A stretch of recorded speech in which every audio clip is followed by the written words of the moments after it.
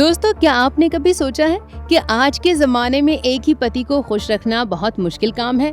वहाँ पर उस दौर में द्रौपदी कैसे अपने 5 पतियों को खुश रखती थी। जरा सोचिए कि आजकल पति को अपने मन के मुताबिक ढालने में कितनी ही पत्नियां हार मान लेती हैं। लेकिन उस दौर में द्रौपदी के 5 पति उनका एक एक कहना मानते थे। कहाँ आज के कलयुग में लोग एक दूसरे को छोटी छोटी बातों पर डाइवोर्स दे देते हैं। महाभारत के काल में द्रौपदी के प्रेम में 5 पतियों ने महाभारत का युद्ध छेड़ दिया था। आखिर द्रौपदी में ऐसी क्या खास बात थी कि उनके 5 महाबलशाली पति उनके लिए जान छिड़कते थे। तो आज हम आपको बताते हैं कि द्रौपदी की हैप्पी फैमिली वाला वो फॉर्मूला जिसे जानकर आप भी अपने पति को अपने मन के मुताबिक ढाल सकती हैं। द्रौपदी का ये सीक्रेट यूज करने के बाद आपके पतिदेव भी आपके ऊपर जान छिड़कने लगेंगे। इतना तो आप जानते ही हैं कि द्रौपदी के 5 पति पांडव कहलाते थे। इनके नाम थे युधिष्ठिर, भीम, अर्जुन, नकुल और सहदेव। इन 5 भाइयों की एक ही कॉमन पत्नी थी जिनका नाम द्रौपदी था। इन्हीं देवी स्वरूपा द्रौपदी ने अपनी जिंदगी में कुछ ऐसे नियम बनाए थे कि उनके 5 पति उनसे दिलो जान से प्रेम करते थे और द्रौपदी की इच्छा के बिना एक भी कदम नहीं चलते थे। अब द्रौपदी ने पहली बार ये सीक्रेट किससे शेयर किया था, उसकी कहानी भी हम आपको बताते हैं। दोस्तों, महाभारत कथा के अनुसार पांडव जब वनवास काट रहे थे तब एक दिन श्री कृष्ण अपनी पत्नी सत्यभामा के साथ उनसे मिलने आश्रम पहुँचे। तब सभी पांडव और द्रौपदी पेड़ के नीचे बैठे बातें कर रहे थे। इसके बाद श्री कृष्ण भी सभी पांडवों के साथ बात करने के लिए बैठ जाते हैं और सत्यभामा महारानी द्रौपदी के साथ बैठ जाती हैं। सत्यभामा और द्रौपदी के बीच खूब हंसी मजाक होता है। वे दोनों एक दूसरे से कौरवों और युद्ध के बारे में बात करते हुए अजीबोगरीब कहानियां सुना रहे थे। दोस्तों, बातों ही बातों में सत्यभामा ने द्रौपदी से उनके दाम्पत्य जीवन को लेकर कुछ प्रश्न करने चाहे। इस पर द्रौपदी ने भी हामी भर दी और कहा कि जो भी पूछना चाहती हो निश्चिंत होकर पूछ लो। फिर इसके बाद सत्यभामा ने पूछा कि आखिर तुम 5 पतियों के साथ इतनी अच्छी तरह से कैसे रिश्ता निभाती हो, साथ ही उनके सुखी दाम्पत्य जीवन का रहस्य क्या है, वे तुम्हारे अधीन कैसे रहते हैं, वे तुम पर क्रोध क्यों नहीं करते, पांडव सदैव तुम्हारे वश में कैसे रहते हैं, वे सदैव तुम्हारे मुख की ओर देखते रहते हैं और सोचते रहते हैं कि वो मुझसे कब बोलेगी।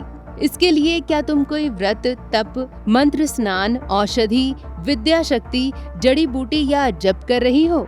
मुझे वो सब रहस्य जानने हैं जिससे श्री कृष्ण सदैव मेरे वश में रहे। इतना कहकर सत्यभामा चुप हो गयी। तब द्रौपदी ने सत्यभामा को अपने सफल वैवाहिक जीवन के बारे में बताया, साथ ही सुखी दाम्पत्य जीवन के सूत्र भी बताए। उन्होंने बताया कि आखिर कैसे एक पत्नी अपने पति को हर परिस्थिति में प्रसन्न रख सकती है। द्रौपदी ने बताया कि सुखी दाम्पत्य जीवन का सबसे बड़ा रहस्य यही है कि कभी भी पति पर नियंत्रण रखने का प्रयास नहीं करना चाहिए। जो भी स्त्री ऐसा करती है उसके दाम्पत्य जीवन में बेवजह के झगड़े होते रहते हैं, साथ ही आपसी संबंधों पर भी नकारात्मक असर पड़ता है। इसके अलावा पत्नी को पति के साथ ही उसके परिवार के सदस्यों और उनकी जरूरतों का भी ख्याल रखना चाहिए। लेकिन अगर तुम मुझसे बुरी स्त्रियों के बारे में पूछ रही हो तो मैं तुम्हें दुष्ट मार्ग अपनाने के लिए कैसे कह सकती हूँ? कृष्ण की बुद्धिमान और प्रिय रानी, तुम ऐसे अपशब्द न बोलो जिस क्षण पति को पता चलेगा कि उसकी पत्नी उसको पाने के लिए किसी मंत्र या जड़ी बूटी का प्रयोग कर रही है तो उसका पति उसको खुद ही छोड़ देगा। यदि उसकी पत्नी मंत्रों का प्रयोग करेगी तो पति कभी उसके वश में नहीं आएगा। हमने सुना है कि स्त्रियों के रूप में शत्रु बहुत ही कष्टदायक रोग फैलाते हैं। उन्हें मारने की इच्छा से वे पारंपरिक उपहारों के माध्यम से विष प्रदान करते हैं। कभी कभी स्त्रियां लिंग में घाव और स्राव, पुरुषत्व की हानि, दुर्बलता और अंधापन या सुनने की शक्ति की हानि का कारण बनती हैं। ये दुष्ट स्त्रियां जो दुष्ट साधनों का प्रयोग करती हैं, अपने पतियों को भी घाव पहुंचाती हैं, परंतु पत्नी को कभी भी अपने पति को कष्ट नहीं देना चाहिए। अब मैं तुम्हें सच सच बताऊंगी कि मैंने पांडवों के प्रति कैसा व्यवहार किया। मेरा सर्वप्रथम कर्तव्य पांडवों की सेवा करना है। उनकी सेवा के लिए मैं अहंकार और क्रोध का त्याग कर देती हूँ। मैं कभी भी कड़वी बातें नहीं करती हूँ, न सुनती हूँ। पांडवों के अलावा किसी भी अन्य पुरुष के बारे में कभी मन में ख्याल तक नहीं लाती, चाहे वो कितना भी धनी, सुंदर और गंधर्व ही क्यों ना हो। पांडवों के भोजन करने से पहले कुछ नहीं खाती। उनके स्नान करने के बाद ही स्नान करती हूँ, और यदि वे खड़े हो जाएं, तो मैं कभी नहीं बैठती। सुखी दाम्पत्य जीवन के लिए पति और पत्नी को हमेशा हर परिस्थिति में एक दूसरे की जरूरत का ख्याल रखना चाहिए। इससे प्रेम और संबंध भी गहरा होता है और दोनों के मन में एक दूसरे के प्रति कभी भी ईर्ष्या की भावना नहीं होनी चाहिए।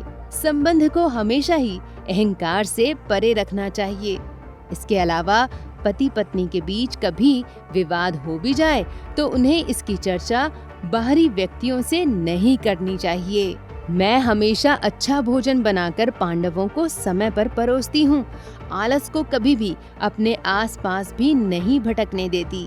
पांडवों की तुलना में कभी बेहतर वस्त्र और आभूषण धारण नहीं करती। मैं पांडवों की माँ की तन मन धन से सेवा करती हूँ। उनसे कभी कोई विवाद नहीं करती। और आखिर में उन्होंने कहा कि शास्त्रों में एक पत्नी के कर्तव्य और व्यवहार के लिए जो भी बातें कही गई हैं, उन सभी का मैं पालन करती हूँ। पति के प्रति ईमानदारी और भरोसा रखना ये गृहस्थ जीवन का आधार स्तंभ है। मेरे अनुसार पति के संरक्षण में रहना ही स्त्री का सनातन धर्म है। उसके अतिरिक्त कोई ईश्वर नहीं है, उसके अतिरिक्त कोई शरण नहीं है। जब ऐसा है तो वो उसके प्रति अप्रिय व्यवहार कैसे कर सकती है। मैं सोने, खाने, पहनने, ओढ़ने में कभी अपने पतियों से आगे नहीं निकलती। मैं अपनी सास की कभी आलोचना नहीं करती। मेरे पति मेरे सदाचरण, उठने बैठने के ढंग तथा वृद्धों की सेवा के कारण मेरे वश में है। मैं ही इन वीरों की माता कुंती की देखभाल, उनके स्नान, वस्त्र तथा भोजन की सेवा करती थी। मैं वस्त्र, आभूषण तथा भोजन में कभी उनसे आगे नहीं निकलती। मैंने कभी उन्हें कष्ट नहीं पहुंचाया। मैं सुबह सबसे पहले उठती हूँ और रात को सबसे अंत में सोती हूँ। सत्य, मेरे हमेशा ऐसे ही व्यवहार के कारण वे मेरी ओर आकर्षित होते हैं। मैं केवल उन महान कार्यों को जानती हूँ जो मैं अपने पतियों के प्रति करती हूँ। मैं नहीं जानती हूँ कि बुरी स्त्रियाँ क्या करती हैं और न मैं जानना चाहती हूँ। मैंने हमेशा इस स्तंभ को मजबूत बनाकर रखा है और यही वजह है कि सभी भाइयों में हमेशा प्रेम भाव बना रहा है। धर्म से परिपूर्ण ये वचन सुनकर सत्यभामा ने द्रौपदी का आदर करते हुए कहा कि हे द्रौपदी, मेरी भूल क्षमा करो। क्या मित्रों में ऐसी व्यर्थ की बातें नहीं हो सकती? द्रौपदी के अनुसार एक सुखद विवाहित जीवन की सबसे पहली शर्त ये है कि पति को अपनी पत्नी की हर जरूरत का पूरा सम्मान करना चाहिए, उसे संतुष्ट रखना चाहिए। लेकिन इसके साथ साथ पत्नी को भी समझना चाहिए कि वे अपने पति से अनैतिक इच्छाएं न रखें। पति को किसी भी हाल में अपनी पत्नी को एक अच्छा जीवन देने की कोशिश करनी चाहिए और साथ ही साथ उसकी सेहत का भी ध्यान रखना चाहिए। तो दोस्तों, देखा आपने द्रौपदी ने पांडवों को कितने सरल तरीके से खुश करके उनका मन जीता है। द्रौपदी ने सत्यभामा को जो भी बातें बताईं, वे आज भी मिसाल के तौर पर बताई जाती हैं और आज के समय में भी महिलाएं अपनी शादीशुदा जिंदगी को बेहतर बनाने के लिए उनका ही अनुसरण करती हैं। अगर आपको हमारा ये वीडियो पसंद आया हो तो इसे लाइक और शेयर जरूर करें और हमारे चैनल को तुरंत सब्सक्राइब कर लें ताकि आप हमारे चैनल द कर्मा पर ऐसे वीडियोस देखते रहें। धन्यवाद।